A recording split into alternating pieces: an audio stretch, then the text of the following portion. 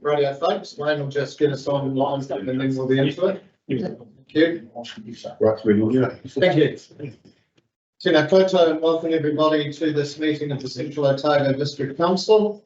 Great to have a full house today. Martin, you're going to do karakia for us.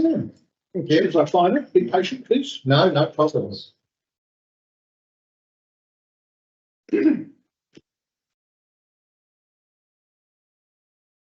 Ko tia te rito, o te harakiki. Kei hea, tia komai ko ki mai kai aho I hon ti mea noi. He haha te mea nui o te ao. Mako I ki ato. He tangata, hai. If you pluck the heart from the flax bush, where will the bellwbird perch? What is the most important thing in this world? I will tell you. It is the people, the people, the people. Great sentiments about the meeting. Thank you, Martin. We've got no apologies, which is very pleasing. Lovely to have everyone here. We have no public forum. Confirmation of the minutes from the 25th of October can be found probably on page 5. I wasn't here, so somebody here was here. Thank you, Tamer. Somebody second that. Neil. All those in favour? Aye. Against? Carried. A reminder, please, to members to be vigilant and stand aside from decision making when a conflict arises between their role as a member and any private or other external interest they may have, and to please update your declarations of interest as required and pay them due attention. With the permission of the meeting, just to allow QP to get to another meeting, I'd like to move the 2 voting papers up to start us off, which will mean the council's submission to Waka Kotahi will be our first paper. Nobody's objecting to that. Stu, the floor is yours. Thank you very much. Yeah. Paper 23, 11 and 5, Wakatari, QP and report. Thank you. The floor is yours. And thank you for making that adjustment. I take the report as read. So Council's draft maintenance renewals budgets were submitted to Waka Kotahi on the 31st of August following approval from Council at the 13th August 23 meeting. For the final submission, it's important that Council put best foot forward to address the challenges we face over the 24 to 27 long-term plan period. The rolling budget may still be refined under as part of Council's long-term plan process, and also may require minor adjustment if the requested Waka Kotahi share is not made available. So the updated budget submission proposes 24-25. There's a table in the report. 18.3 million, 25.6, 13.1, 26, 27, 14.4. So the change in budget from the one submitted as part of the draft is an increase in the estimate for rehabilitation section of Idley Road and Payroll Road. Increase in estimate for component renewal on the Little Valley Bridge. So estimate allowance for contingency of night works has been refined and working through the actual methodology for deck and beam replacement. There needs to be consideration of a potential alternative route if required. There's a decrease in asset management data standard costs, and that's around changing the structure of our asset management system that's been funded by Waka Kotahi Holding, and a decrease in the data collection costs. So consistent data collection has been brought in by Waka Kotahi, and that's been 100% funded by Waka Kotahi. So the provision we have made for that collection has been agreed as a result of that. The next piece is around improvements, and the report sets out details of all of those improvements. Note some of those improvements outside this 3-year period. I believe Wayne's got the appendix attachment, one that's on the report, but I'll hand back through the chair for any questions. Thank you very much. Any questions? Yeah, I'll fire off, Stu. Just want to work out or get clarification or other clarification of the process.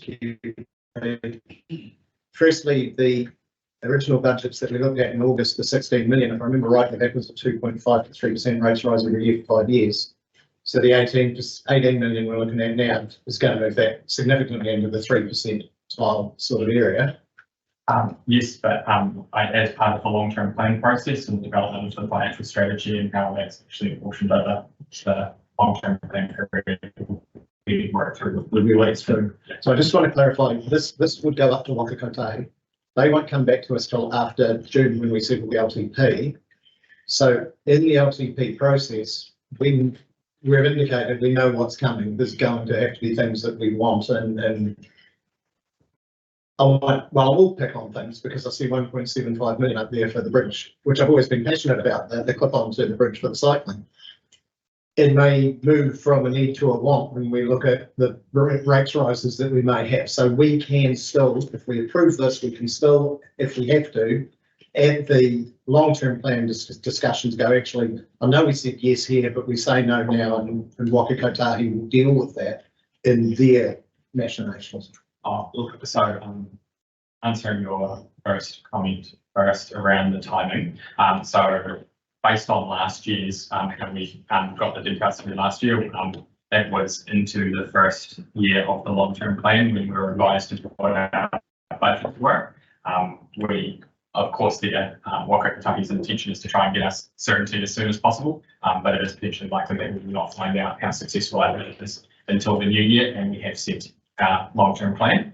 And this submission is putting our best foot forward. From some of the feedback we have had is it's a very cost-constrained environment and there are significant cost increases across councils across New Zealand. So there is ultimately and always is a risk to us getting what we asked for in the first place. So the significant increases around our operations and renewals, which is slightly different to our improvement-based projects, but I'll just talk to that cyclist clip-on structure, the State Highway Alex Bridge. So we actually have funding for the design of that this financial year. So our plan is to undertake the initial investigation and design of that structure that we do have funding approved for. We to date don't have any funding approved or designed or anything like that for the Clyde connection. So we currently have funding sitting in the long-term plan currently to kick off that State Highway Alexandra Bridge clip on. But that 1.78 out there, that's getting done. Yeah. So if the design happens and goes ahead, it could sit there until better times. Correct, we're setting the clock to water. Something. Yeah. Now, all I wanted to clarify as much for people watching at home, as for myself, is that this does not lock us in. It is a signal of our intention, but it doesn't lock us. Back. Yes. Yep. First. I just wanted to point out the work that you've done, obviously, on the rural crossroad intersection improvements. I was really pleased to see, because I mean, obviously these are smaller, they're not really, some of them aren't that major. A lot of you would never even driven on a lot of these roads. But as someone who's had a significant accident at one of the ones that you've identified, which was White Road and Corrigal Road, I think that it's really, really good work, and I think it's really important. There's a lot of things rurally that need to be dealt with, and to see that those intersections are being addressed is really good. So I just wanted to say thank you for that.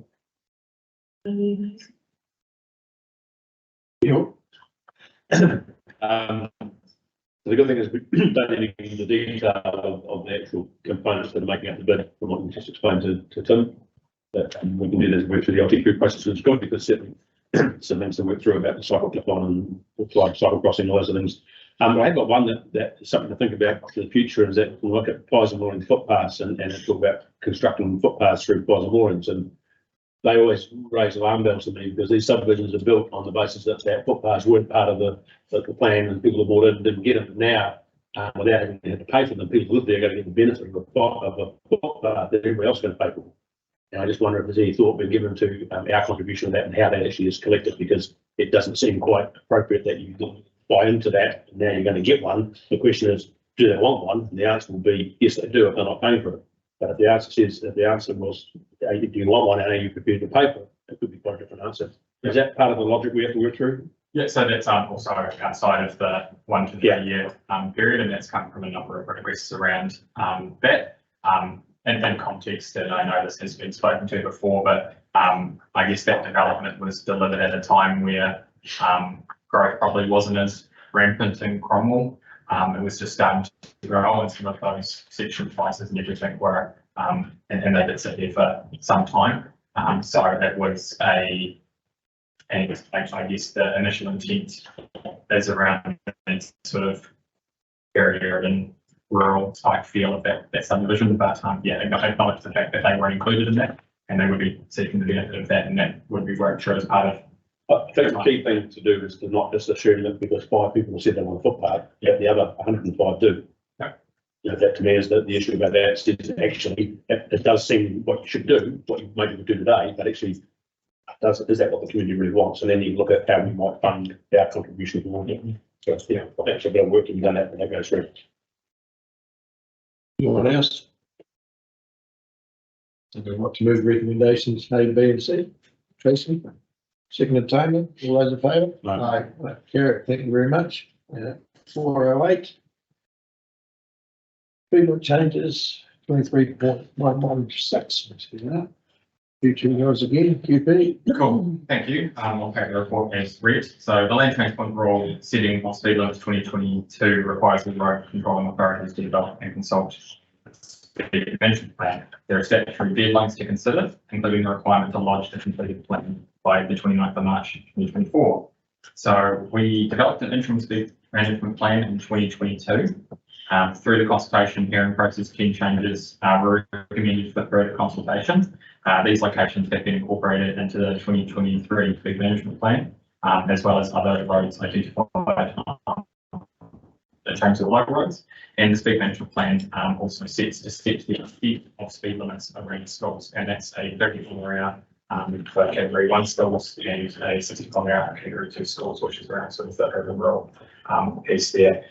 Terrace school has not been considered in this due to being solely state highway network, but all other schools except for Goldfields, which already had a speed limit adjusted in the previous round, as part of this process.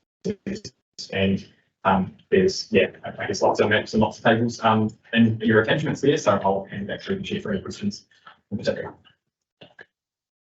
Thank you very much. From us, we didn't change the name. You any comments on this one, Tracy?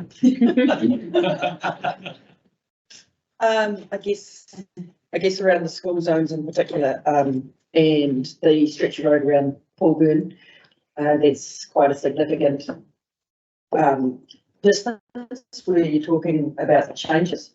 So maybe I'll just reserve my comment and just say that I really would encourage, I'd really like the public to know that we should be encouraging them to submit on this, because it's really important, because the people who live there, it's going to affect the most.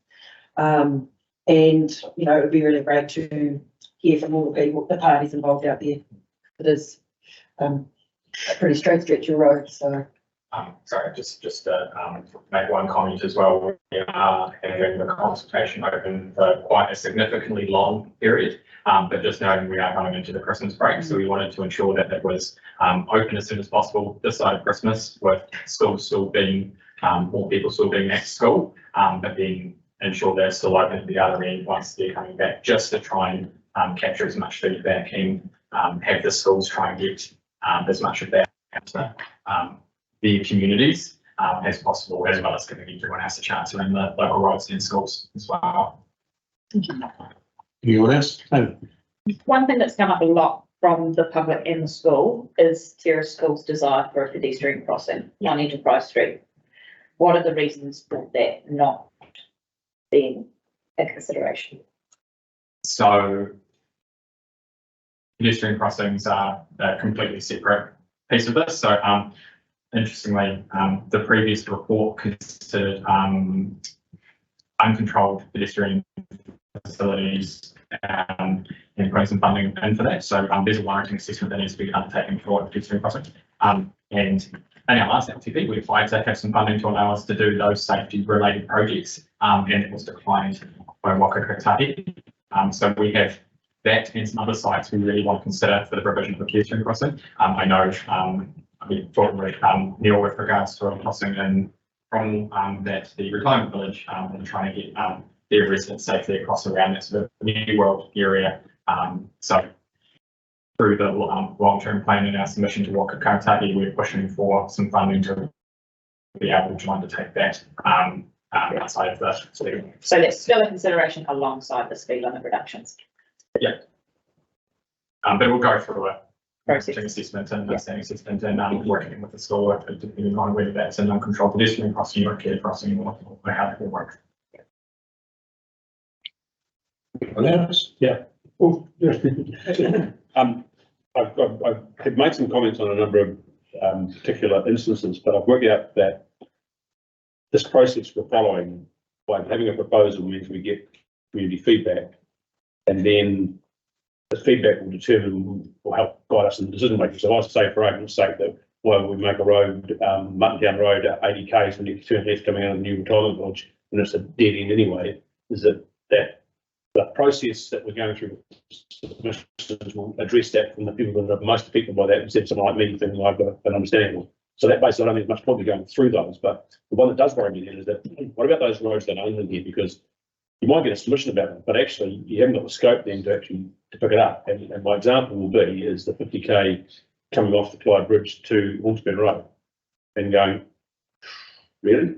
You know, is there anything in this process whereby we can be able to receive additional submissions about those areas? Because people are going to want to make it. So as part of our survey, we are conscious to the fact that people are to submit on the proposals put forward, and that is what we're considering.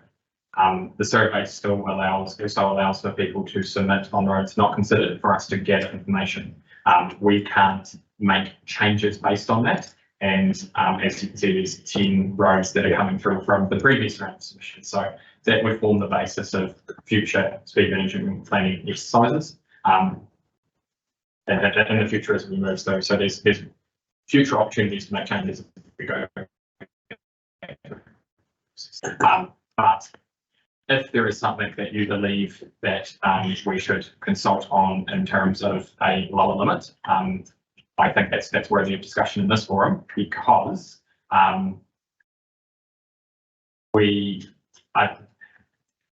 you're referring to the 80 k's of Mutton Town Road not being 80 k's and say in 50, if we go out and consult on 80 k's and get a bit of feedback around 50, we haven't actually consulted on changing it to 50. So being able to, some people might just agree, but not actually provide feedback that they want that to be slower again. So that's where you run into a challenge around, for instance, Bannockburn Road, the previous wasn't consulted on, and we didn't expect that, but we couldn't follow that to 80 because we hadn't actually considered the limit of that road and the submissions on that road, so to speak. Yeah, I suppose that's the downside if you take Mutton Town Road, if we propose to go to 80 and you get feedback that says it should be 50, you can't do it. But then if you just take it on off, because it's people interest, but there could be whole others and people got some views about. So it's would seem that having worked that through, the best way to do it is let it go out for what it is. If something different comes back, then it gets in the next round, and we could be doing this quite regularly, and that's not the end of the world. Yeah. So I can talk to the Mutton Town, like the justification around the 80 versus the 50, and there are minimum length criteria for 80, which is met in this instance. There is that urban-rural split, which is different, and essentially what they perceive as if you come around that corner, it's 50, is that the start of the Clyde Township, which you put up over in songs. Well, we applied at that point, and it's quite different to being in the urban and turning on Sunderland Street in the urban feel of 50. It is that sort of, yeah, still that rural split in that point, and it's more around vehicles coming in than that, but it's a speed limit, not a target as well. So I think I'm not there's nothing significant with what I pick up that really need to change because of the scope. Any other questions? All right, it's recommendation that we accept the level of significance. Approves the speed management plan for consultation and points panel of 3 recommenders. Dismissed and missed, which we do that now. Yep. So I guess I will be on that as being the chair of the rating, and if anyone else wishes to join me, or we appoint the existing plan payment. And Tracy, do you want to go back on? It makes sense, James. And Tracy, the same group as we went through last time, so if everyone's happy with myself, Tony and Tracy, I would like someone to move the recommendation. Sarah, all those in favour say aye. Thank you very much. Just a quick report, Paul and I went to the road regional rating meeting in Gore. It was quite interesting that for the regional road, we don't have New Zealand Rail or Kiwi Rail there. There's a lot of discussion about one of the main freight lines in Dunedin and Mosgiel and Balclutha in the main part of the milk season. It's one of the busiest rail networks in New Zealand, the second largest freight tonnage. They're trying to get them around the table so we can have discussions because obviously there's a lot of freight to move. Bridges did come up a lot, and when you have under $2 million of spending of significance of Wakatahi, when you start getting Waitaki, Clutha, South, Shore, and they've all got a lot of bridges that very quickly get up to $80 to $100 million bridges. Interesting discussion with the guys is, I think it's 57 concrete forms of washout culvert structures in the Waitaki. So it'd be really interesting to see how that goes. For maybe to look at cheaper options for some of our aging infrastructure. But we think we've got issues with our roads around here, just the same as everywhere else. And I think the last major funding from Wakatahi is Ashburton. Is it furthest we got to it? Yeah. There's a fair bit of, so you think we're a long way from Ashburton, and we've got roads of significance, and one was at Kakanui there when the sea level's coming in and the bridge is there. And there's going to be some money spent on the home and tunnel protecting that, roads of risk might be, but no, it was a good meeting. Yeah, it was really good. It was a good chat. So that's it. So I'll move the report. And excuse me, Yeah. take the opportunity while the road team are here, to pass on some feedback that I've had from retailers in Centennial Avenue. About the disruptions, that the communications have been very high level and I really appreciate it. They have, certainly, it didn't work some, of course, actually, but they accept that this work has to be done and that the communications from the continue to be excellent. So, would you be interested in that? Yeah, Pass that on. Yeah. Because it tends to. Yeah. Got those in front here. Yeah, if I should, yeah. Thank you. Thanks, guys. That moves us now to Three Waters. Business case for Wanaka Waste. I've got a night for you, David. Thank you, yeah. Item 23.11.2 business case over wastewater on page This isn't good. 21. And we have applicant Dooley. Thank you. Kia ora koutou. I'm assuming you've all read the reports and the appendices attached to them. We'll start with the Unfair Boiler. So we used a bit of business case framework, which is used by Treasury and Council staff. It supports robust investment decision making. The framework provides a pathway to understand the nature of an initiative and its scale, risk and uncertainty. The process has helped produce a preferred option for which we're seeking approval to further investigate to make a more informed decision for councillors to consider. The cost of that currently, the rough cost is sort of in the mid 20 millions. The expected benefits include building assets that we fit for purpose now and into the future, improved resilience of Omakau's wastewater treatment, much improved disposal method of treated wastewater, and of course enabling further urban growth in Omakau and future connection of rivers articulation. There's been a lot of work done over the last couple of years. We've tried to condense it as much as we can into something that's as easy as possible to read. However, there's a lot of data and analysis that's been done. So we have had to provide quite a lot of information in those reports, because they are going to be quite important decisions eventually. So if there's any questions. Questions? No, no.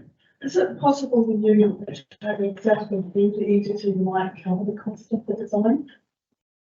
The new government has identified in their coalition agreement that they are going to repeal the Three Waters reform, so we don't yet know which parts of the legislation are being repealed, but there's a very strong expectation that there won't be in the entity. That's certainly the message of the new government. So had we been proceeding with water reform, then the new entity would have been responsible for implementing the project, and what we would have been doing would have been initial investigation. But this is likely to fall back on council now that Three Waters is staying with council. Does it not, is it we're waiting a little bit longer to think become about clearer? And so we will be programming, what we're asking for in this report is funding into the 2024 long-term plan to undertake investigation work, but which means it doesn't start till the 1st of July next year. By the 1st of July next year, we should definitely know what's happening with the. Yeah, that's one of the advantages that we outlined in the recommended option, is that because it's not till July that we would have a much better outcome. There was an indication, if I may mind, from national documents that they would be strongly favouring regional council controlled organisations. If that means they're targeting region or south of Waitaki, whatever, we simply don't know. They may get wind up that you do have something very similar to what was going to be used to be gay, but we have to do it voluntarily. Source of space. Yeah. So it's basically, best advice currently is we take a business as usual approach. These problems aren't going to go away. And exactly, and anything which may happen, which we can take advantage of, we will. Yeah.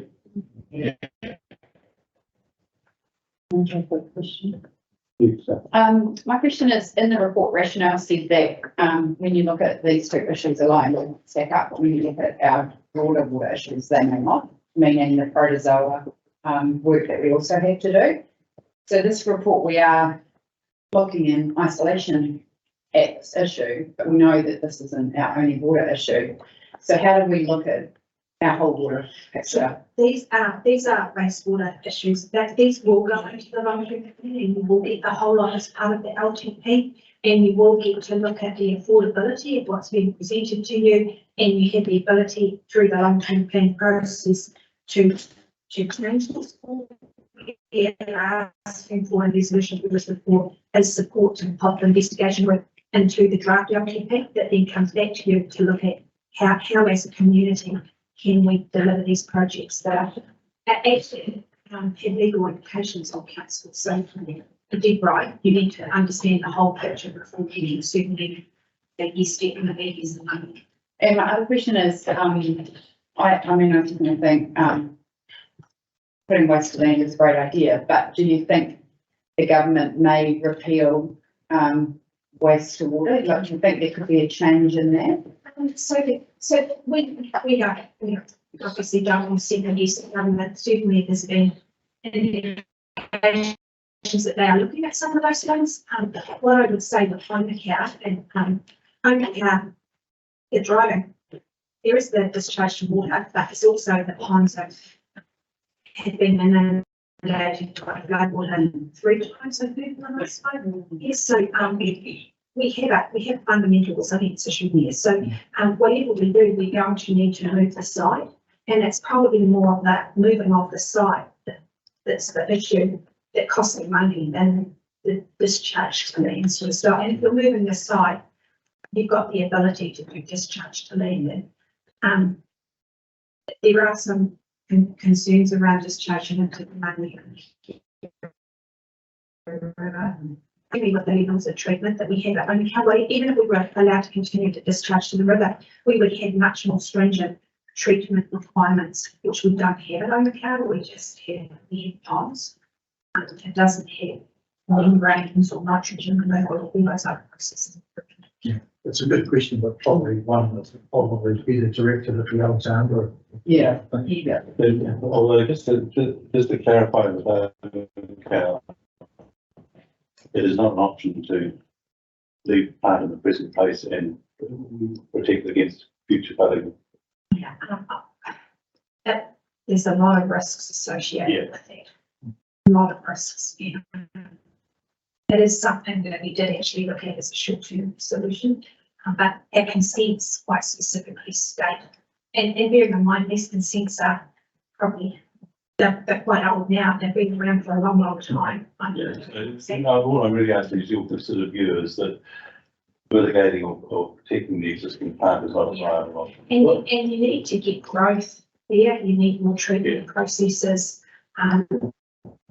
the whole lot of done that would still cost a lot of money at our house. So Yeah, the level of resilience you have to build into it. I mean, it's been inundated 3 times since 2017.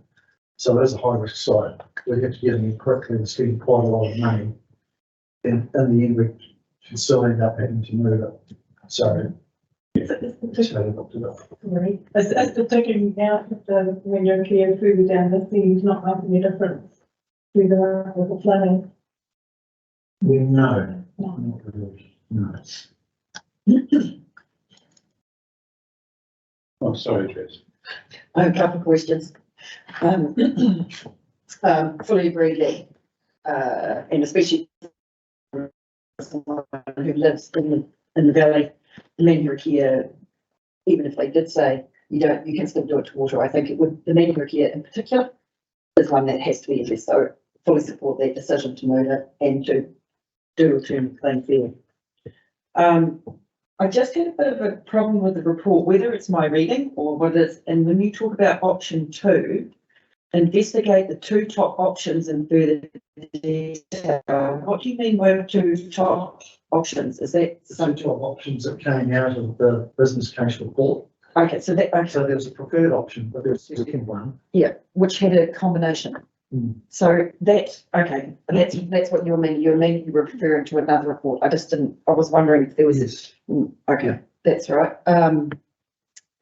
And the status of the reserve, how does that impact the ability to put works on it?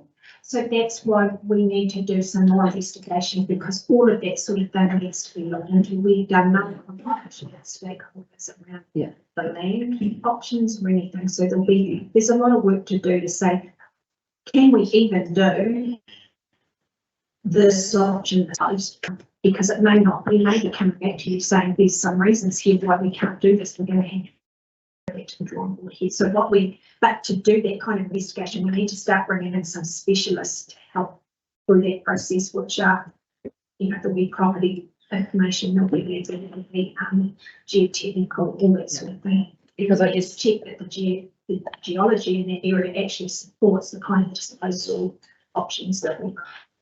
So, Yeah, we've done hydrogeology work at Lake Roxburgh Village, which would be similar to that, to see how pervious the ground is and what the so underlying water. So we stood last like proposed to be, and you're talking about some pretty real estate, as so to speak, and I guess you are locals in relation to just that's but if you're telling me that that's all to be yet to be decided, then under consultation with the locals and the wider community, that'd be good. Yeah, but what I would say is none of these sites are kind of bedded in. They are, as part of working through what the options were, we looked at where was their land. So there might be some other location, not going to work, but we have to pick a location to base high-level costings on for comparisons. yeah, I mean, the feasibility of where you're talking about from high level is feasible. And we've had the Becky's team look at it and we go look around the area, but you're right, it does need, that's why we want to get permission to just dig it down and wash it harder and see what sort of comes out of it. Okay, and I guess the only other thing from those reports, the consultant reports, is that, there's 4 plans as to what needs to be, there's a project management plan, which I think makes perfect sense, but then there's all these other bits and pieces that plan, and I just wonder, wouldn't that be all encompassed under one plan, project management plan? We manage it. Yeah. Yes, so It just seems like quite a. we try that. Tell me that. We try to manage that. It's just streamlined. And I guess the only other thing is that, as a comment, it talks about highly productive land. And then we've got issues in our community out there with highly productive land, people having issues with subdivisions and things. So, yeah, I just wonder how that's land, which brings back to the reserve, how that's all going to tie in. But I guess that will be coming. Questions? One of the comments was that as much as 50% of the inflow might be infiltration coming from groundwater and other sources. Is there a substantial opportunity to improve the efficiencies and potentially some savings, and Yes, so recognising that costs are going up, but savings in how much water we're treating that's actually not coming from wastewater? you did right. So there is an issue in a number of towns around inflow and infiltration, and that affects operational costs a lot. So we are working on that separately, and there are programs proposed in the long-term plan to start identifying and addressing that, and that will come to you as part of the long-term plan considerations. Yeah, one of the current projects out for tender is for Renfrew wastewater pipe mills, which is dealing with that issue that we talked about, infiltration.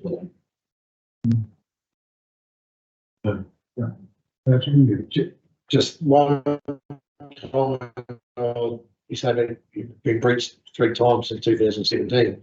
One of the big issues that came out in the Ranford drop-in centre of the LRC was flood mitigation work by the LRC.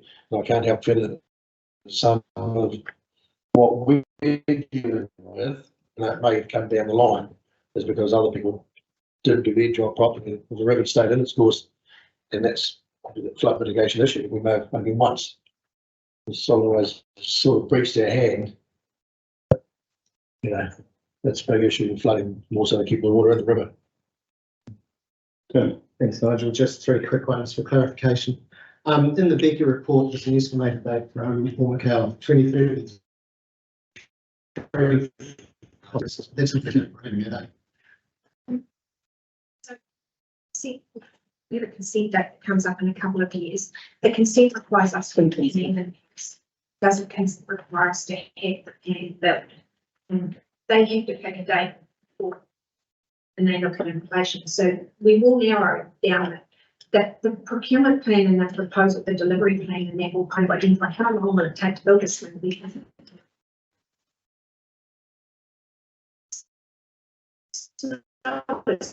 We don't have to work through a whole lot of consultation and resource consents and things. I appreciate that.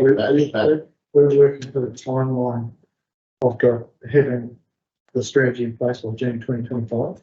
That's the timeline we're working with, which is part of the consent conditions we got when we got a 5-year extension. That's what we're in for.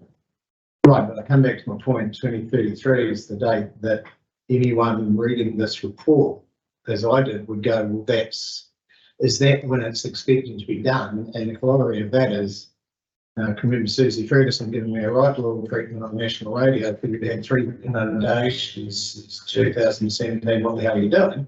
And of course, it's not as simple as picking the thing up and moving it, but it would be nice to get an ambitious or a target, whether it's ambitious or not, to say we're going to have this significant problem for our environment, our community fixed by. We have an ambitious date and our draft long-term plan numbers that are still to come to you. Okay. I suspect when you look at our ambitions in the long-term plan, there may need to be some deferring of some things to manage affordability and cash flow. So I don't really want to sit here and make a date until we see more of those numbers. I think, look, that's the reason, and that's perfectly fine. Some understanding that helpful. And also just like in terms of the report, the number that was there is very much indicative, whatever you want to call it, but I had to wait through the Becker report to find it, and perhaps would have been helpful to have it actually in the body of the report. And the only other comment I'd make is I'm just, and it's probably irrelevant what I'll say, $3.2 million to irrigate the golf course seems a lot, but you know, it's not, it's neither here nor there. Oh, you know, we've got. Beneficial irrigation is an expensive add-on to a scheme like that. Yeah. There's a lot of pipes and we need to run. So it's ones that, depending on the environment, you could put underground, drip feed it, and it's, yeah, it's not as simple as running a cable, but it's something. So there's a long-term thing, it's not necessary that you're going to do it. It's whether the community decides beneficial irrigation is appropriate and whether the council wants to spend money on that. It's that process can give you that benefit should you choose to. It's typically done under the ground. not Okay. underground. Right, but that's good to have clarification, because that would obviously. Cool, thank you, Norton. Just picking up on what Tim was saying about finding the numbers. I'm wondering in terms of the resolution we ultimately make, whether we shouldn't bring some of those numbers in, because it's, you know, to go and get it. Whether there's some scope to do that, and I don't want to try and do it on the fly necessarily. To me, that comes from a conversation yesterday, I think Wimbledon, so just our recommendations make perfect sense to us, because we have seen and read the rules and numbers, but anybody else looking, we go, well, what's that cost? To be honest, we did look at this quite hard because you're actually considering numbers now before you've considered done your long-term plan deliberations. So that's why we said included in the draft. Well, we needed to bring this information to you now, because there's a lot of information, and giving you that information in long-term plan meetings is helpful for you. So this is giving you the information that will lead into that decision when you come to the long-term plan. I get what you're saying about numbers, but I think there's a big one. You've got a lot of things you need to look at in the water and wastewater space, and you probably want to look at all of them together and start into the detail and numbers. But I think this one, you know, we were kind of looking at about $500,000 in investigation. And the other thing to pick up on that is today, with the recommendation you made, is that we're going to agree to include the number in the plan. Then one reckon we probably should be considered, because we just set it in the stone, and all of a sudden you've got a resolution issue shell, and you have one might not. And that's why we didn't put a number. We said, Yeah. if you need to think about it. Yeah, you could agree to put in the number, could be zero. Sure. Yeah, okay, but that's me being a picky and picking it up. Yeah, I just agree, it would have been good for the report, to have some of those key numbers in it, because a very little report is quite technical, and Yeah, quite. I apologise for that. Oh, sorry. That's probably my error. I suppose the sense I was taking doing this report was the focus was about getting permission from you guys to move to the next stage, investigation design, instead of diving into the detail, because the detail will come when we get better information for you. This is roughly the costs. This is how but this is just to help us inform you and then move to the next stage of the business case for it. More questions? I have a question around the new government and the potential changes both in the delivery of Three Waters, but also in the national policy statement around freshwater. Because it's clear that one of the things that could happen is that the requirement to direct wastewater to land instead of water could be up for reconsideration. I'm just wondering if we're under immense pressure for both Omakau and for Alex in terms of capacity and timelines and consents to keep moving the business case along. But in doing that, are we potentially not considering options that may include delivery of treated wastewater to clean water. When we look at the potential. So Steve, I think we probably need to, and we've got a suggested Jim around the resolution to look at that a bit further, like Alexandra, but as I said, your own case and some issues that are driving the change rather. Well, you know, we know that it should say that's the. Yeah. If it helps, just, you know, we're pulling together draft numbers for the LTP for Capital Works program. And as I said, I've no doubt that there will be, some review and you'll want to make changes to that, but actually confidence about where we were ambitiously hoping to achieve. We had, $600,000 in new work for investigation work, and that's why in 1.2 we get to with the project being finished by 2020. And that was our ambitious program, and I suspect it's going to be overly ambitious from More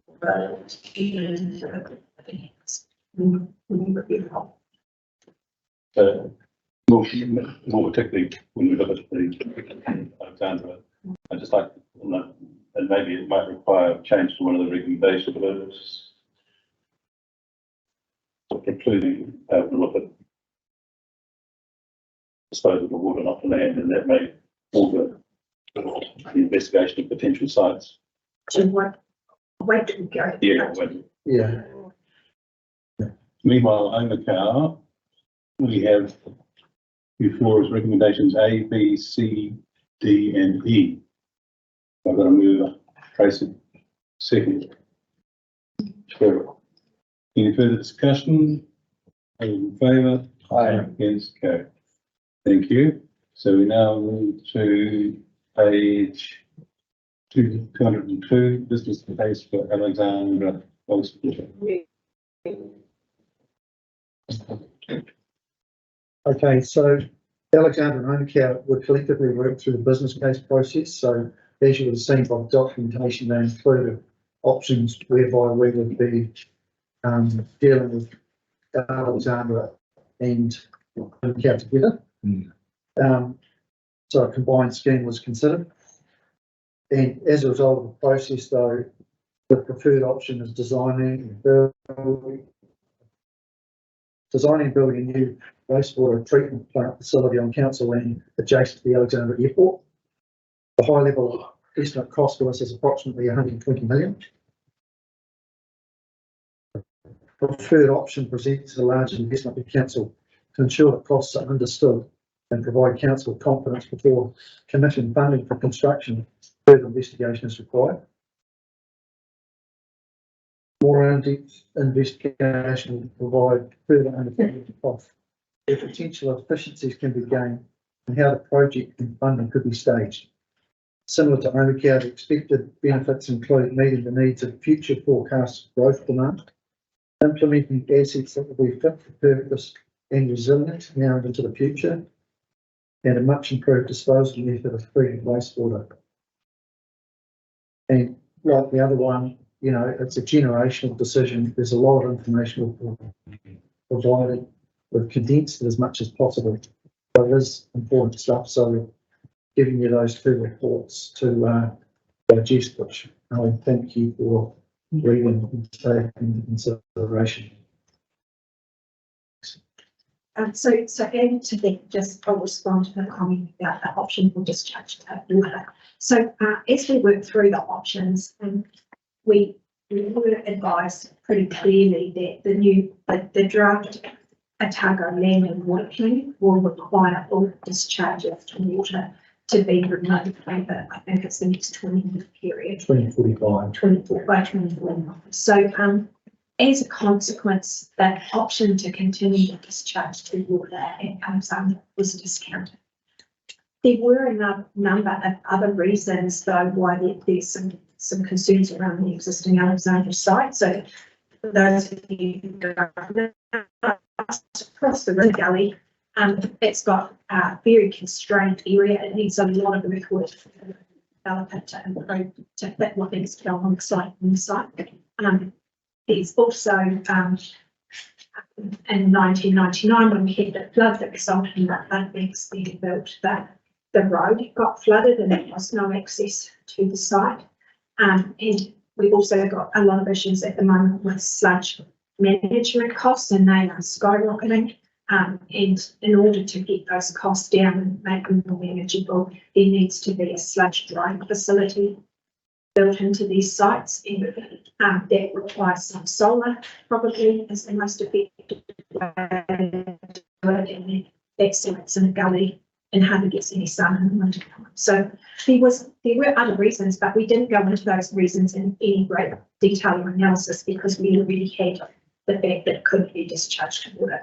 So what I would suggest is, as part of the investigation stage for the website up at Airport, we also quantify a bit more and understand the challenges of the current site as part of that, so that when you do come to make a decision, you are really clear on whether the existing site would be an option or not, if discharging water was available.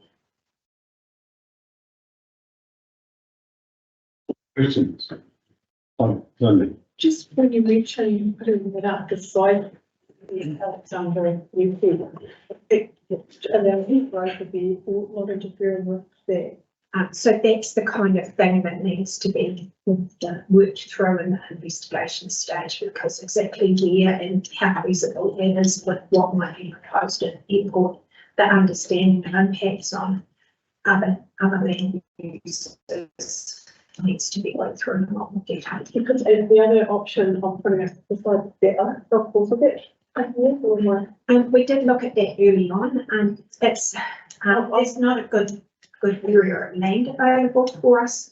I was just going to say, like Tracy, though, that would be high. Yeah. In the future. Exactly. Yeah, and Well, that's why we discounted that option. With the initial work that we had to hand with from Beckers in terms of the range options, that came out as quite a good option because it is quite a large area of land. It's quite separately large, and a lot of people spend much time up there unless you're sort of involved with the airport.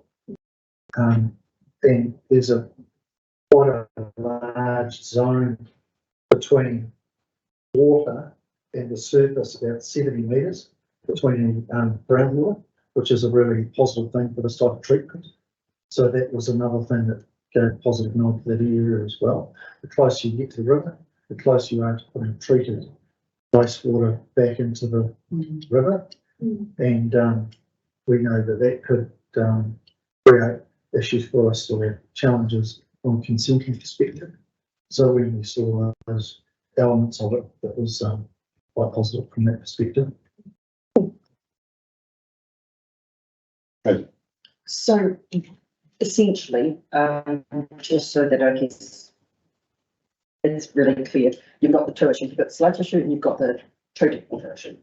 So just putting the treated water issue to the side with regard to the sludge, and especially up at the airport, is there, with the intended site, would there be capacity to be able to increase, like is that an area that you think would be able to, and the reason why I asked that question is because of neighbouring towns that with population growth, we need to have an area that's going to be secure enough for the district going forward for a significant period of time, not just for the next 10 to 20 years. That's a really big consideration in this valley here, because we do have capacity volume limits on the discharge of Alexandra, which we are likely to hit in the next few years. And so we need an upgrade that can cope with the growth for, the next 30, 50 years. And aside from taking the treated wastewater out of freshwater body, that area we did consider the Alex wastewater treatment plant. We do use it in more detail, obviously, but putting bigger treatment facilities in out of there, it is going to be challenging. We'll do more work on that if you require us to, but that was one of the reasons why it was also pushed down the preferred options list.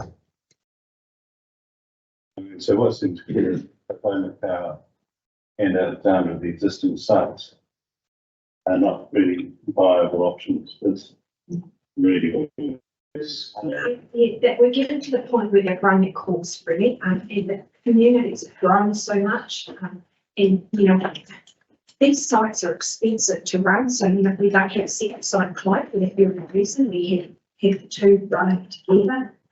And certainly the day, the Alexandra site is also, quite old now, and it's having, issues where renewals are required, and it's only one processing line, so that means things get taken down. We have problems with renewals in a cost effective and environmentally friendly manner. I think the preferred option that we've looked at the airport is a lot of it's driven. There's a lot of things to consider, but growth is a really big thing, and take the chance to get in front of it. We're going to be in a much better space, I believe. So, was to make a decision, but it's not just about environmental issues. Well, having a waste treatment plant at the airport make any material difference to the economics of reticulating or home power? You've now got potentially got a site that is some kilometres closer. We actually based that original analysis for a combined scheme for owner care on that site, and it just doesn't stack up. Yeah. And it would be really challenging to operate a pipeline for wastewater. Yeah, and the problems we had just from that down. 28 kilometres, roughly speaking. And that thing with wastewater is it turns septic in a pipe, and you have sorts of problems, so, yeah. And get it to wastewater treatment plant as soon as possible. The bottom line is everyone likes to be able to use their toilet Yes. without thinking about any of the mechanics that go behind it, and that's our job to. And I mean, if I might say that the critical, apart from the environmental issues, it comes back to right now, the current wastewater treatment plant is getting growth. And that's the most critical thing. We can't go ahead with stages 2 and 3 reticulation implied. And we've got Clean Change 19 about to come out of it, which is going to have the opportunities for infill housing and future subdivisions will be curtailed unless we start planning for this investment. And I think alongside that, Martin, and as has been highlighted by Patrick and Julie, we have some serious issues with the resilience Oh, yeah. of that plant. But the plant was commissioned in 1988. It's old. Even older than me, before you say. I wasn't going to say anything. Is that when you got your pension?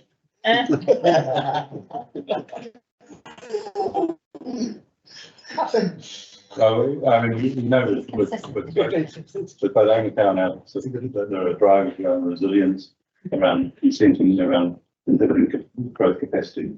So, and what's scary is when you look at the only indicative figures of 103 million and 23 million for owner power. They're scary numbers, but there's just no choice but to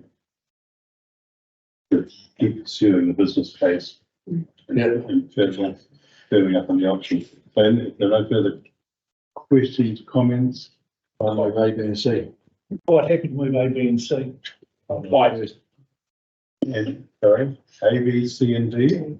So we've got Ed, Oh, sorry. Ed, and to look at the, you know, the constraints around the existing site. Yeah, that's what isn't, get rid of that existing D and replace it with those. yeah, so we've got, in addition to B. Yeah, you heard that too? It's shifting D to E and adding Yeah. D's the new one. Yeah. Whether you want to do it.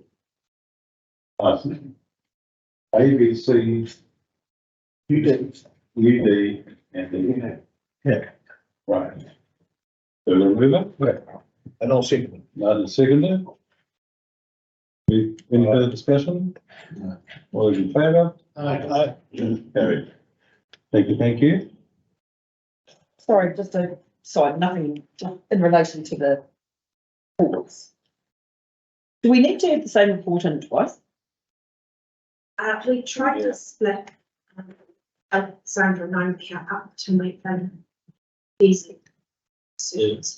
Because they'll go on a different pathway now. It's just confirming that they will be coming back to you separately on them from now on. But we will refer back to these original reports as well.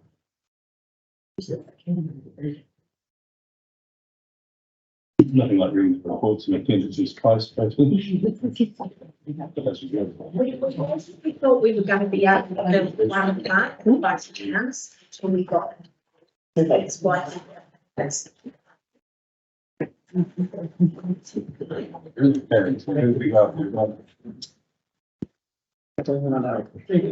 November waste water compliance status update. Okay. Okay, guys, thank you. I think the report is read. It's a brief update this month. The site auditing is going really well. We were able to audit all water and wastewater treatment sites in the previous month. And there's been minor ground maintenance issues picked up, which are being addressed. For the wastewater treatment plant abatement notices updates, we are making progress, but we are in a little bit of a holding pattern while we wait for some reports and the continuation of some interstage sampling that will help to inform the consultant's advice and direction on what the next stages should be. The Roxburgh desludging tender is still underway under evaluation. And work has been finished at Ranfurly to improve the MOF tank, sorry, the trickling filter, and getting the drying beds back up and running. So just an update since this report was written, we expect to bring a report to your December meeting regarding desludging at Roxburgh and the associated costs for the tender process.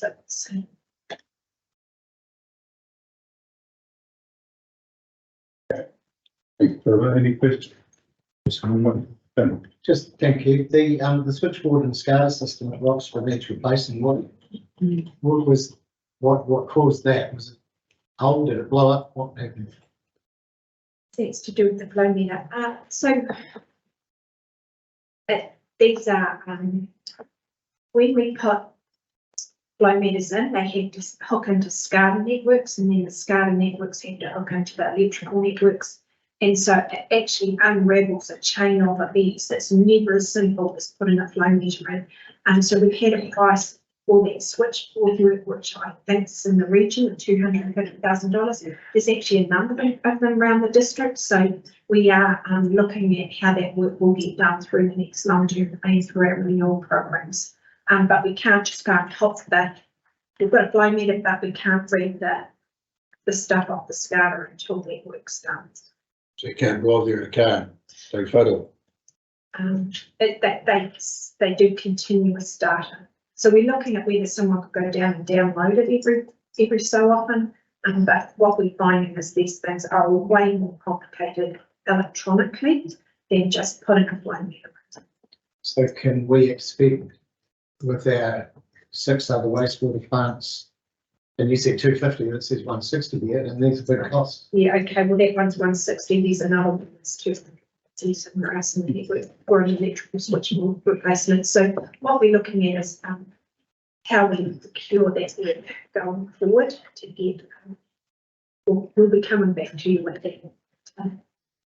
But seriously, it hasn't been done now. Like we just taking a reading once a month. What have to be? So this is a new flow meter on a pump station. We had flow meters at sites, but we had put another flow meter in on the pump station, but we can't actually get data off it. So it's really saying, hey, this is a piece of work that's not a pump meter. It's not actually required for a consent as such, but it helps with the information to manage out to the compliance service. So just taking that one step further, was it something that was known that we'd have to do when we got the flow meter? Wasn't identified? No, it's not. It's picked up through the installation of the flow meter that now something else needs to be done as well. It's quite frustrating. I get that in the only was. I think all up I've had requests for about $800,000 of electrical work in the last 4 months. So they're not, infrared, they can read them from 30 metres out. Well, the OIC company ones that don't, they stand there in 30 metres, push a button, read the phone. I don't know the detail of how Mhm. they actually work. Stu? In both the purpose of the operation prior to getting it into scale, it's really key, so we can be seeing those flows change essentially live. So this is part of that whole conversation we were having earlier in the year around continuous monitoring devices on the water network as well. We set a price to go and put these devices in around the network. And then we said, well, hang on a second, how do we get the data off them? So, the more data you have coming in, the more bandwidth and fibre and all these things that you need to have. So we're actually finding that it's all very well installing devices that give you information, but you have to have the whole end to end, getting the data from there to the mothership that has to sit somewhere in this building usually, and how that all gets picked up and read and interpreted needs to be considered as a whole process, not just putting devices around there. Any further comments, questions? No? So we've got a recommendation that the report be received. I'll move that and go over seconder. Stu?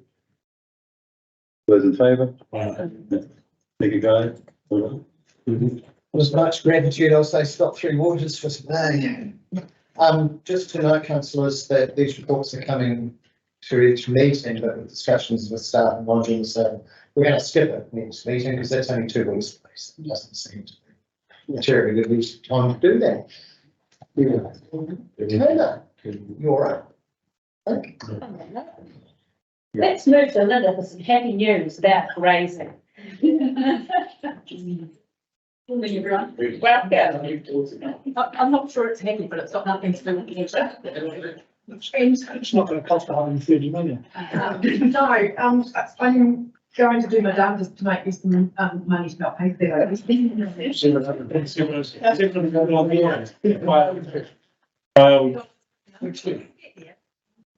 just want to read in the report, Sam and Weezy and have been granted a lease over part of the Naseby Recreation Reserve. As part of that process, we went through a public advertising process and we have not received any objections. And so today, effectively, I'm here to ask you to consent or to apply the Minister of Conservation's consent as delegated, the instrument of delegation dated June the 12th, 2013. Does anybody have any questions? Right, that's not a question. Any questions first? No, ask Stuart if he wants to move it. So, and on a comment basis, Stu would like to move A, G and C.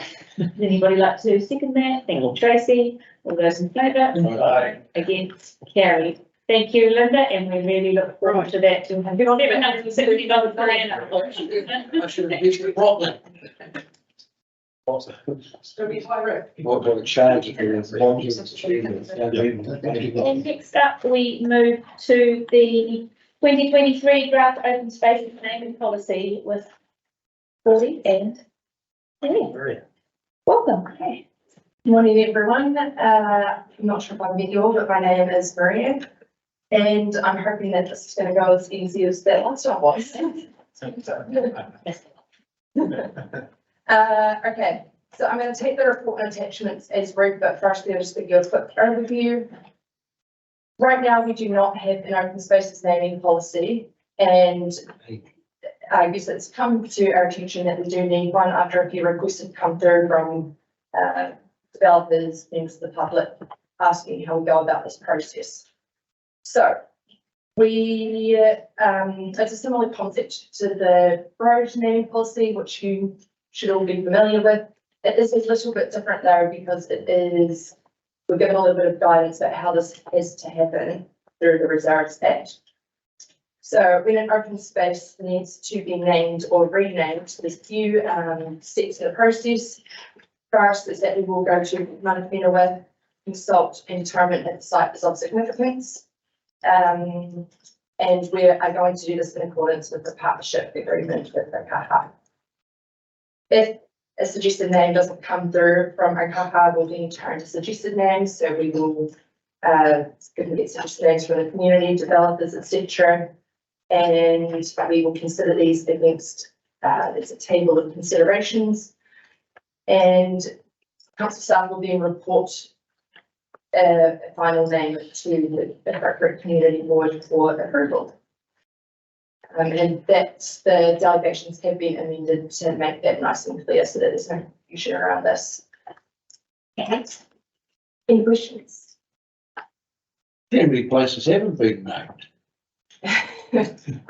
So it is more about future open spaces and parks that might come through. Obviously, it doesn't happen all the time. Like the First and Lane or something. First and Dog Park.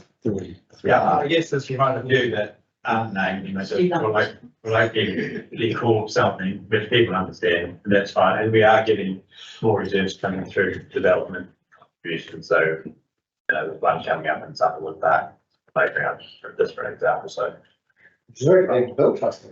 yeah, It's really impressive. yeah. So we might spend that. So that's the process. So when we get these things, we've got the process, and it's fair. Yes. Is this the same process other councils are following? It's not the exact same, but it's similar. Yeah, that, I mean, it's, as I said, the Reserves Act sort of outlines some very key parts of things that we have to do.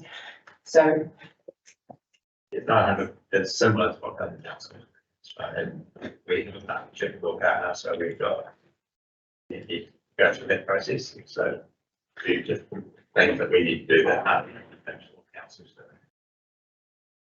Are we satisfied that this process allows for, so for example, the Sunderland Park, I would anticipate that if a developer is building a green space within their development, they would have an idea of what the name could or should be. Will it still then go to Mana Whenua first? What will the process be for that sort of situation? So I think that a bit of a discussion with just understanding, I guess, as we learn more and more about the district and where important sites are or aren't, and just through consulting with developing this policy, it would be about sort of keeping a discussion first up with, I guess, these considerations starting with developers as well. The developer had the site regardless, unless there was an area of significance, sure the developer got a call with Care Avenue, whatever it wanted to call, but not been case. Possibly not, Yeah. because you know, you don't know the name that they might choose. No, yeah, but I mean, if they chose whatever name, it's their right to choose Lebanon, wherever it's or not. Well, not if it comes to naming convention, that has to be determined by council policy. They have a right to recommend them. Yeah. You don't have over a matter of right, you don't have to accept it. It's not our street naming policy. We have it. But sometimes developers will put names which are not appropriate or don't meet our policy, so we have the right to turn it down. Most times we accept it. Yes. The thing for me is, I think you may mention the fact that there's some legislation background to this, and there's a broad mention of that. I'd probably like to see some more detail, so it's quite clear, because you know, provide some guidance when you come to interpret the document the way it is now. If there's something in the legislation that actually says specific things, it would be better if it was in here, so we go to it and understand it. That's just, particularly detailed, but it is quite important to say, well, hey, you were doing this because it says here we should have this. Well, it actually doesn't say, because you can bet your bottom dollar either a developer or the community board is going to sit down and try and twist or reinterpret what this is. What I would like to see is to make that scope either as wide as it's allowed to be or as narrow as it should be. I don't know which way it goes. And so for clarification, taking specific clause from. Because it gives some context to it all. And then when you are sitting there to implement it, and you know, we've done the road naming stuff, and we find ourselves sometimes in a situation and going, what have we got to help us up apart from the policy? And the risk is that the policy has been written, but you know, key part was overlooked, missed out, whatever. Yeah, just provide some guidance for me, that's what I've been looking for. Because otherwise, in simple terms, the act says, or does it? Where? I don't know, it just says. You know, so I think the policy can clarify that in my view. What is the section number, just out of interest? Or sections? You don't know? From the Reserves Act. Mm. I'm not sure of the technique, but I can see those first afterwards. Okay, thank you. There might be somewhere to. Yeah. Rather than going, hey, these are the three sections. I'll send my bring it down. Yeah, so there's a benefit section all about naming open spaces and how that. Yeah. Take place, so you can see what the. I just think the policy needs to have that level of detail to provide someone else who's looking at it to propose a name, they know what it says. Okay, and that, are we happy to leave this on the table then and see those changes, or? Yes. Well, this is the rush. I don't think there's a rush. No, it's not a rush. I can think of one that from the common community board that they're thinking about, but apart from that, there's sort of no other rush. It's the other one just yet. It's where I think We haven't had a policy for 33 years. That's fine. you probably survive. And Caroline, Taylor, would you consider something like that as a possible option? When I looked at this yesterday, I couldn't find anything in relation. I just wonder if we'd like to see it come back first. Yeah.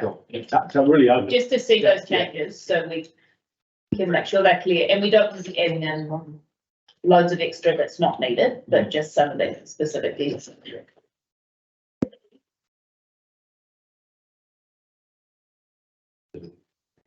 Now, we'll move in seconder to let it, thank you, Neil and Tim, all those in favour? Against, carried. Thank you, and next up is the draft OMCO reserve management plan. Thank you, Maria. Okay. So the last time I spoke about this was when it was presented to the Vincent Community Board for acceptance. So this is our OMCO and OPA Reserve Management Plan, requirement of the Reserves Act for some reserves. And this will guide the future decision making of the 4 reserves that it mentions. So there's 2 in OMCO, 2 in OPA. This was approved by the Vincent Community Board, and so today we're just taking it to the final step to be adopted by council. And yeah, so do we think that overview would be useful, or should I take this accepted and? Will we take it as read if anybody has any specific questions around it? I think just to be clear, this is very well through your delegation of the district conservation of food management. I'm happy to move the recommendations. Thank you, I'm Matt. happy to second that. Grace is happy to second that. Any further comments on it? No. All those in favour? Against? Carried. Thank you, Maria.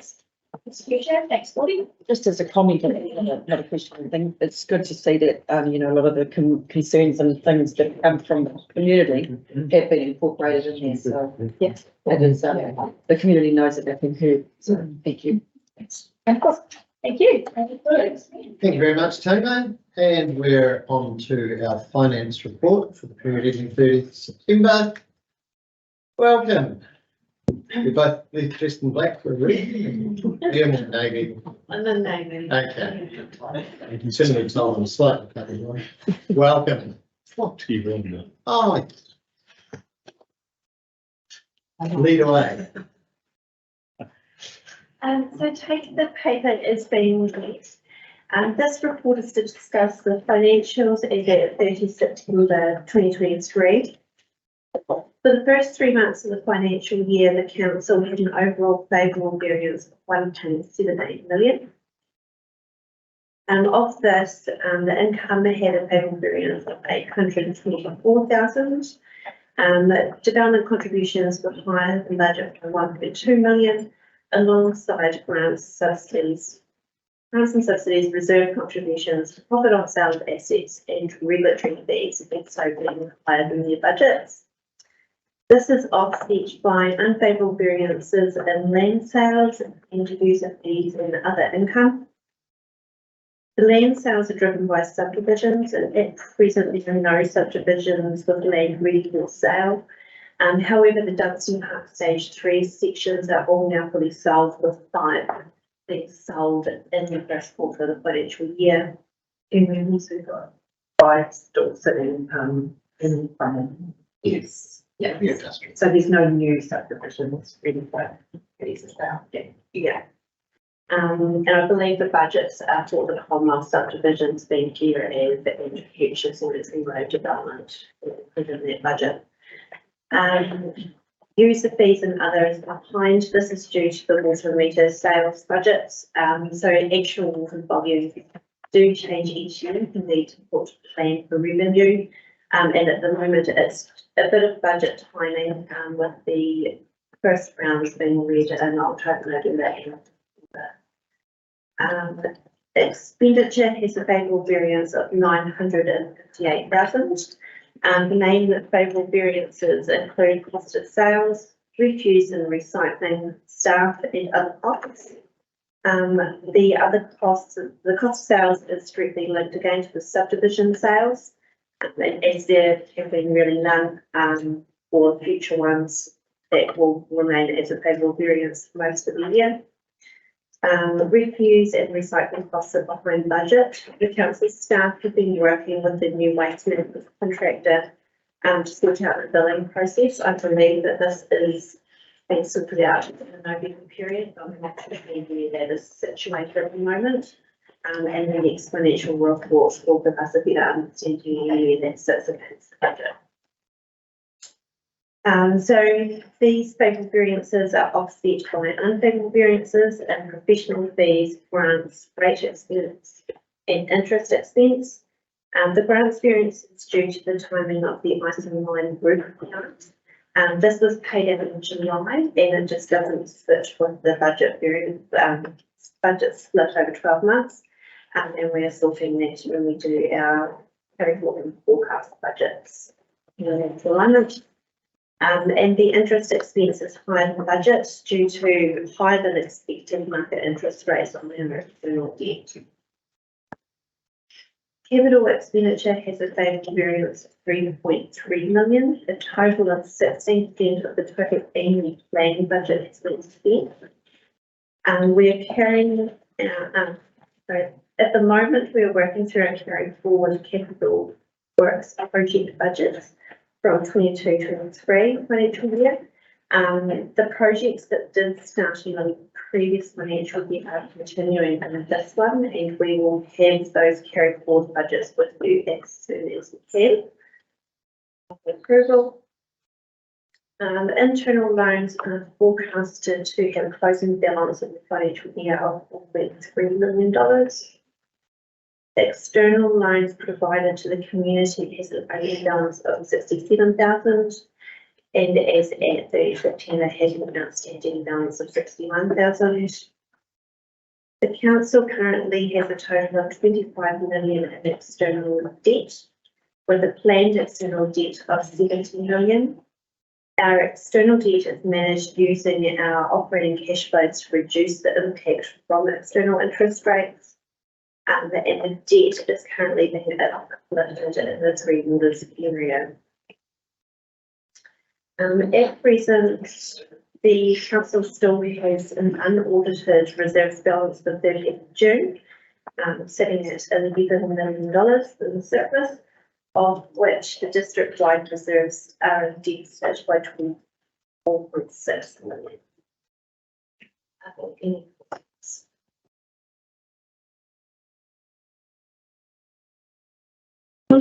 Any questions?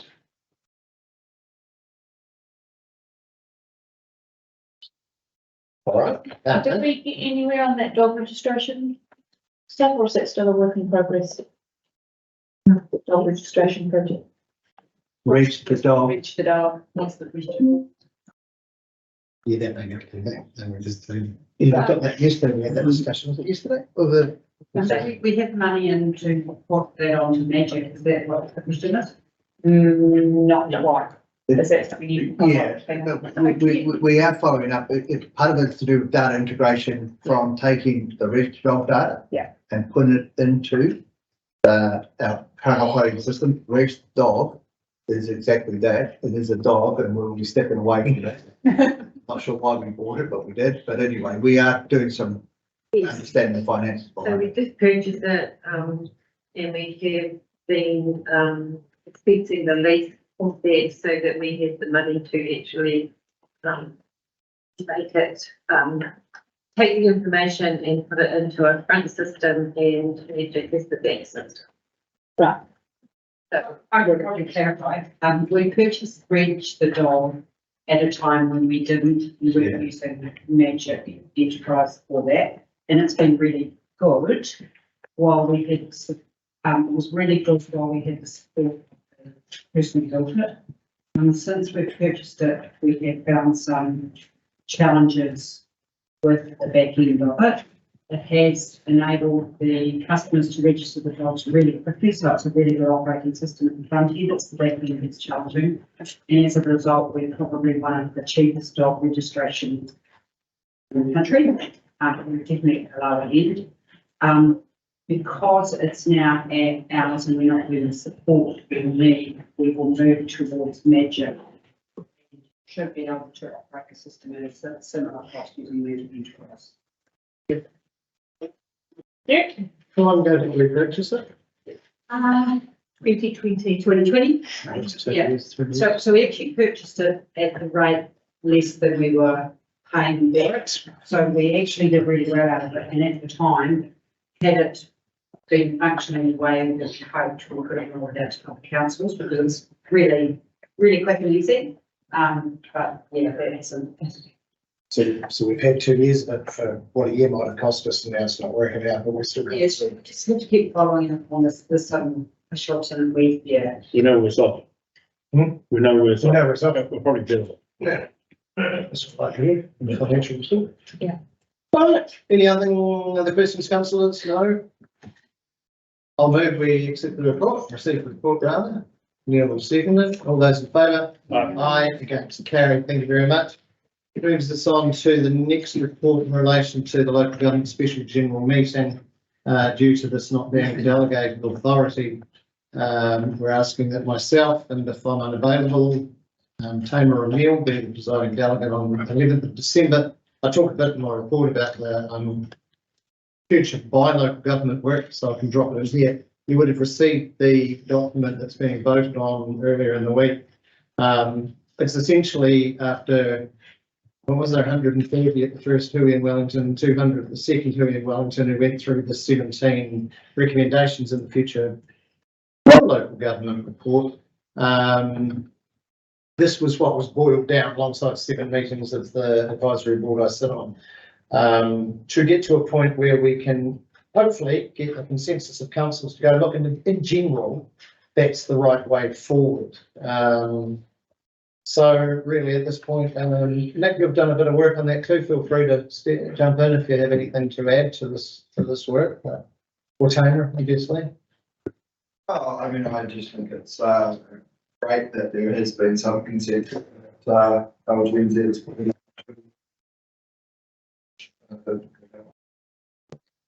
Taylor, do you have anything to add? No, I don't think so. I think that's 7 pages worth is good colour. It's just, if we don't continue, we being LGNZ doesn't continue the future for local government work, no one will until the whole system collapses, and then we'll get told what's happening. So it seems a bit of a no-brainer to me, but anyway, if there's no further questions, I'll move A and B. Sure, I'll second that. And any further questions, comments? All those in favour? Aye, against, carried. So to my report, and I've just covered off the first bit of it, so that was easy. Included in that, I'd like to thank Tony for her work in that space. It's been very helpful to have a younger member, particularly one so diligent alongside me. You talked there about the Diligent. Yeah. You're my say.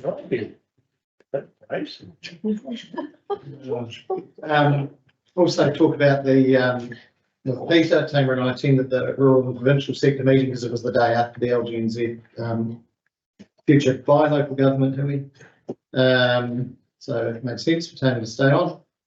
Basically, he was saying that potential rates rises across the country is there for a lot of reasons, and we shouldn't be shying away from it. And we've talked, I've made a comment very unusually in the media and in columns and on the radio and so forth about the potential rates rises. And look, I never do that. I've never done that before. And there's a good reason for that, because there's a big scary number. There's always a big scary number, although the number's never been as big or as scary as it's looking like being this time. And then it gets massaged into some shape or form that's much more palatable. The reality that needs to come through to our people is that in the LTP next year, the number is still going to be big and scary. And we're going to have some serious conversations about what we're not going to do or what we're not going to keep. Or, you know, the line between a want and a need shifts when you're dealing with numbers such as these. And there are massive things there that we cannot do anything about. Like, Peter, correct me if I'm wrong, a $200,000 increase in our insurance premium. Yeah. That alone is a 0.5% rise. Can't do anything about it. Well, we can stop insurance stuff, but broken. We do that, Jerry. So yeah, I think it's fair in the circumstances to just, I don't want people going, and I did have somebody bum out the weekend going 2% rates rise for your so and so. And I went, well, no, well, not sure, but there's a lot to go yet. But I think having an initial warning to the public or heads up to the public, whatever way to put it, is the appropriate thing to do. You know, I do note that we're at the top of the bottom third of council for average residential rates, and we've got one of the lowest debt burdens. So we are coming at this, and everyone's coming at this. You're seeing Wellington and Auckland looking at selling their shares in their airports and so forth, because we're all dealing with it. Alongside Peter, I attended the Remembrance Day ceremony at Weaver Close. It was absolutely excellent, marking not just the 105th anniversary of the guns falling silent on the Western Front, but also the dedication of the first of our Hopping Places signs. You remember we did that in August, where if a street has been named after a service person, it'll get a poppy on. However, the special occasion has been tarnished somewhat by the recent theft of the total court sign. And I think whoever took that sign needs to keep in mind that these signs are effectively memorials to the people who either served and gave a portion of their lives or indeed gave the rest of their lives, so that we can live in a place where people are safe to walk the streets at night and pinch bloody road signs. So they might want to have a look at themselves and perhaps just quietly look back from whence it came.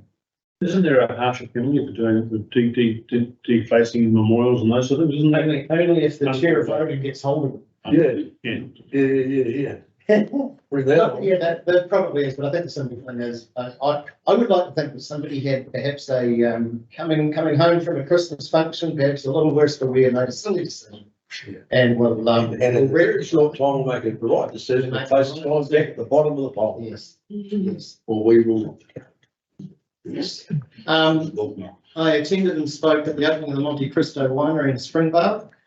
This is actually the side of the South Island's first winery, which is extremely cool to have it back up and operating, and with the main building encompassing some of the original building. There's been a lot of investment there. It's been done with great sympathy and taste by the Paris family who've taken it over. Infrastructure such as this adds greatly to the stickability of the tourism offering in the area. So, you know, people might come and do the Lake Huntston Trail. What are we going to do in Clyde? Well, there's a vineyard, whatever, you know, it's just another place to go to. It opens to the public this weekend. I suggest go and have a look. Also, the next day, the dedication of the multicultural mural at the Alpha Street Reserve in Cromwell. Great piece of art. Great to be there on the day and hearing how it came about.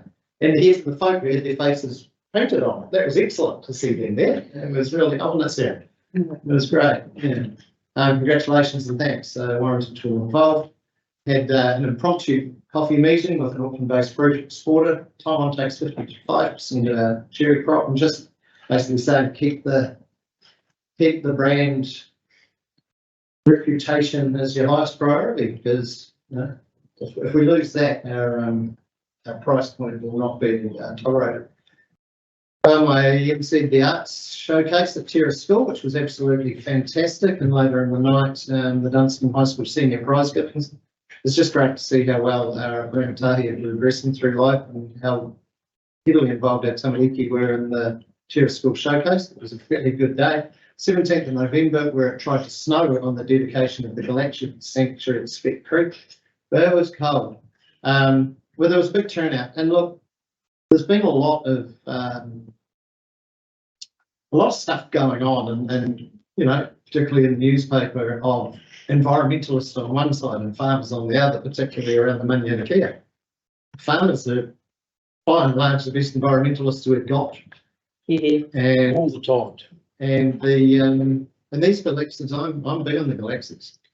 I really am. They are a taonga that is unique to us. The flatheads, I believe, certainly one of them, are on the same level of protection or endangerment as the taka.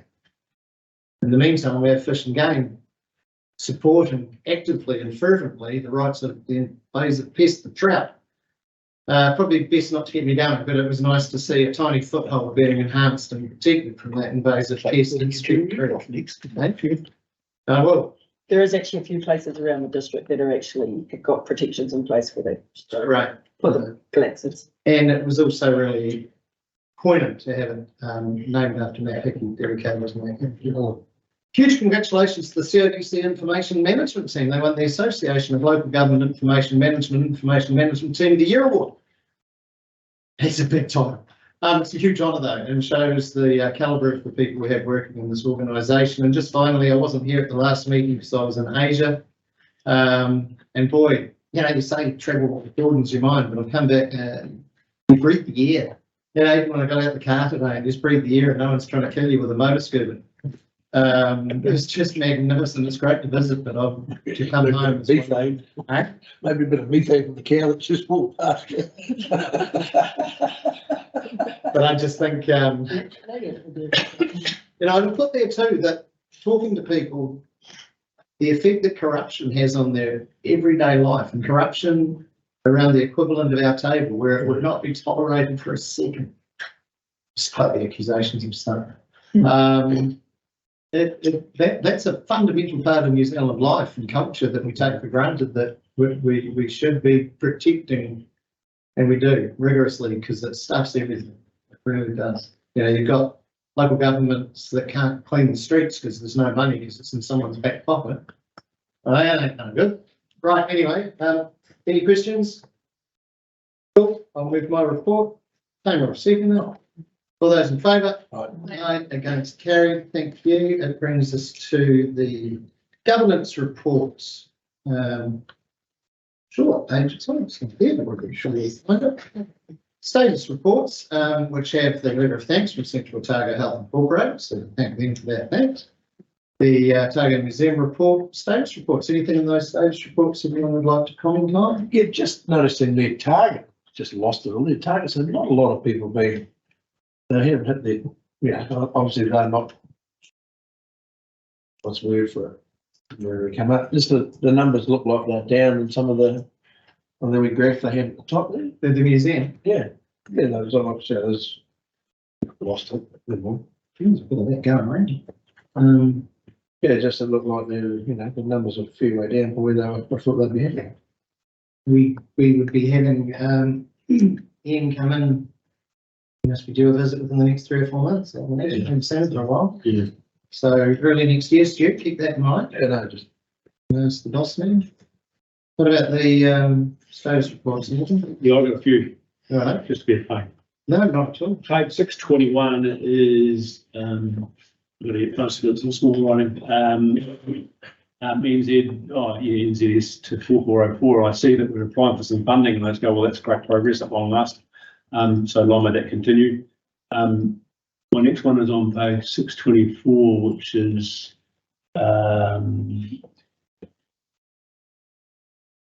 I'm just picking up stuff that has been no change for a long time. So that one in the Mapco hub, going, well, nothing's changed since when? May. So you sort of start to wonder about when does something happen? I could probably talk to that. There is lots of stuff happening. It's probably not how detailed discussion, because they have a meeting once a week. And so there's a lot of stuff happening in the background, but as far as I guess council probably not there to have that, whether there's anything big that needs to be reported in there. So maybe putting down no change is not right. Something is happening. It absolutely is. Yeah. It's just, when I see that, go, well, nothing's happened, you know. Yeah, but it is happening. But it is happening, yeah, so maybe we're underplaying what's going on. What they're saying, No change to our position. You read what the resolution is, and it doesn't, yeah, just, maybe David might want to comment. The preferred option is. Through the chair, yeah, to Tracy's point, they do catch up every week, and there was, a paper that came to the VCB a little while ago on the gap that they need to try and fill for, I guess, their fundraising, what next there. But Neil, I do take your point on, having, I guess, more detailed updates about a couple of smaller things that are happening. something is better than nothing, because something is happening, not nothing. Yeah. And read that, though, nothing's happened. Thank you. Stuart just found it, they're not a good target, but the year to date is up on the prior year to date, so it's taken on. Yeah. Cool. Yeah, I don't think Neil's quite finished. He's got that look. Right. Okay, are you wanting to talk about Ormaco? I'll talk about New Zealand. He's going back to his museum thing. Yeah, no, reason we're finished with that. Thank you, Stu. Are you wanting to talk about the Ormaco question that Neil's raised? Yeah, just Before on, you progress, we'll go to Tracy on this. just wondering whether we should ask the trustees to come in 5 minutes at Public forum? the public forum. Yeah. Satisfy some of that. I think that'd be a great idea, something useful as well. And what motivated it, in June, we said options we presented in August. And we're in November and we haven't seen the options, so that's, we follow through the trail. Yeah. I must have too much time on my hand when I did this stuff, so I'm making no apology either. Sure. Alert. My next one's on page And the report 625. has come to Come to the BCB BCB. Yes. since then. Yeah, Yeah, but not to yeah. council. Yeah, so maybe it could just be in the month that says no change, it's actually. Yeah. I know on page 625 about the toilets at the Cromwell White Park. That from the community board and the council, there was different information, but it's been confirmed now that the toilet's going to go on by the end of the year. There's some delays, so I got my response to that yesterday. Where we go, 632. And again, this is a museum investment strategy. We've got in June, we reported item on August council agenda, and then no change, no change, no change, no change, no change. Nothing's changed. And you go, okay. So because of that, we could have been in August. I know everybody's busy, but I feel like I'm being a picky person, but going, well, I'm sure that was changed, or there's something else we're going to be told about what's going to happen in the basement change. So I can speak that one. That one, we are awaiting conversations, other outcomes of other conversations before we progress that project. Essentially, how we structure and properly and apply that was that until we resolve that conversation. I just think that should be on the update sending. Yeah, this one's probably more important and trickier in some ways. Page 634, housing policy encouraging use of different housing typologies and developments on council land and but it's not. So the update is recommending closing this update until a resource is dedicated to housing policy to be able to work in this space. Matter closed, and I'm going, no, I don't think we can close a matter that's got resolutions to be yet enacted through this way of doing things. And particularly, this is something this council has been struggling with for quite a while. And in June last year, we talked about the option of using council owning land and property to effectively enable land to be given to a affordable housing trust in Central Otago, and we unanimously decided to proceed with that. I guess the second thing that goes to that is this resolution here about what developments we do in the housing typologies and those sort of things, but we're just not getting any traction. Meanwhile, the housing issue is getting bigger and bigger and bigger, more and more and more of an issue. And arguably, is it us to fix? I'm not saying it is or isn't. We didn't get the opportunity to have a conversation with our community about using some land, some of the council land, and look, we found another way to work through some other things that could help, but yet we're just wheels are spinning and going nowhere. But yeah, what's proposed in this update just can't happen in my view in the first place. And if some of that needs to happen, then this council needs to get a report to say, here goes what we want to do or not want to do. So we have a conversation with them. I absolutely agree with you, Neil. There's a resolution in council that can't be stopped through a status report, and I'm pretty disappointed to see stop or paused or whatever. We said something needs to be done, if it can't be done, it needs to come back to us as a report. Some really clear explanations as to why not. I also concur with you that we don't have a bigger problem, I don't think. Yes, no, we do. What do you get through waters, but Yeah, but realistically, that might be our problem, not our communities. You know, There'd be a report on that. Yeah, through you, Chair. The work that council is leading on Gear Avenue, that's really a direct response to this, isn't it? So in some ways, that update that you receive on that, and the fact that we put $150,000 for a business case into the eligibility option, you would have to confirm that or not. Is it an action? So there is actually work occurring in this space in relation to Gear Avenue and that sort of stuff. So it's sort of, perhaps some of it has been separated out and been worked through a separate work plan to resolve. Yeah. What I'm reading there is we'll close this matter because it's done. I'm reading and close it because we're not doing it, which is entirely different proposition. That's in the chief advisor position, and so what's been done is that policy on that we brought up around council developments and in terms of the typologies. And at that time, council directed us to go away and do some further thinking, as if we were to go down that track, if we could have some programs around who could get those more affordable houses. And given there's no chief advisor, there's no one doing that particular action. So we could make it a lot clearer here, because Peter's quite right, there's a lot of other housing stuff going on, but that we obviously sort of repeat how that piece it was picked up.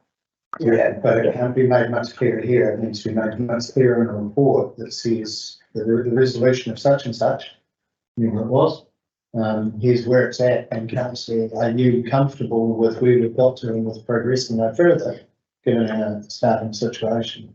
Especially with the resolution C and D. C said stop doing this and go and do that, and D said go and do that. If I may, but our residential district plan will be picking up on typologies too, and covering that off in there. So, definitely through the spatial planning work we've been doing in the medium density guidelines, encouraging, medium density development, which brings in housing typologies, and the other thing, is that we applied for the funding from the affordable rentals, which falls into this broader affordable housing piece, and we were supposed to hear in October, and we were told that we were here after the election, so we are expecting a decision on that. So as soon as we hear, we'll get that as well. So we will. Yes, yeah.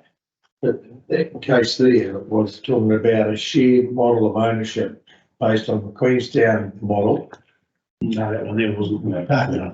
No. In August 23. Just that with the policy, and as we said, the policy's in place, but the resolution said, stop doing some work in this space, go and do some work in this space. And all I'm saying is, if it's not going to happen, then it needs to come back and waive a formal report. You can't close it out through a day. Yeah. Very pleased to be closed. All right, so how do we deal with that? In terms I just leave it, I expect there to be a revised status report coming to say, actually, we're going to do this, or we've done that, or whatever. So we're receiving the status reports. Yep. Do we not need a note that says in relation to 2268 for the report we got? Because otherwise the last 10 minutes didn't happen.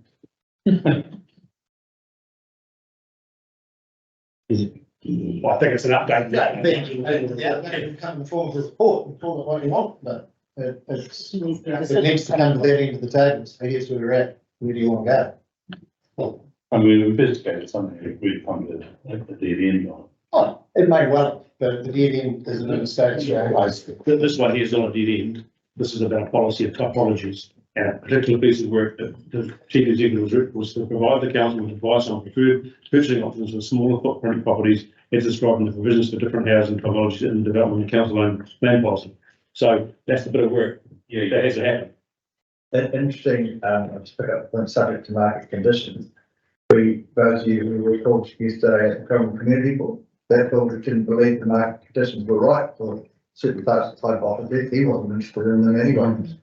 Yeah, there's one reason he wasn't interested in Well, that. I know, but the market is the market, and he acted in the market. So it'll be there to say, yeah, Gary must go down to public forum. Is what that's about. All right, so, in terms of, page 580, I'll move A, the council receives the report. Yeah, I'll let finish. Oh, sorry. Oh, sorry. I was on the TV, I was on a roll. Yes. Oh, no, next report, because right. Right, so, in terms of, oh, sorry. This couple of briefing was on, page 617, the council owned Mines Plantation residential development. It was going to be, and this may have been at the last meeting where I wasn't at, but title was expected in June this year, and now it's just that in-ground infrastructure complete. Has there been a significant delay on the Mines residential process? Our finance report said Dunstan Park, the stage was all done, is this the next stage? It's all stage. It's all started. Stage 4. My stage 4 it is. Louise, help. Yeah, I'm not exactly. What page are you looking at, Lorna? 617. Page 617, and it's at the status, stage 4 in-ground infrastructure complete, road servicing and curbing to follow, but further down it said in August 22, that stage 4 would be due for title in June 23.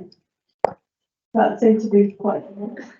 Right, so clearly that work has to be completed before we get to title. They haven't done the surfacing yet, I reckon. Yes. So basically, it's how late? It's, well, it's going to be a long way from title still, isn't it?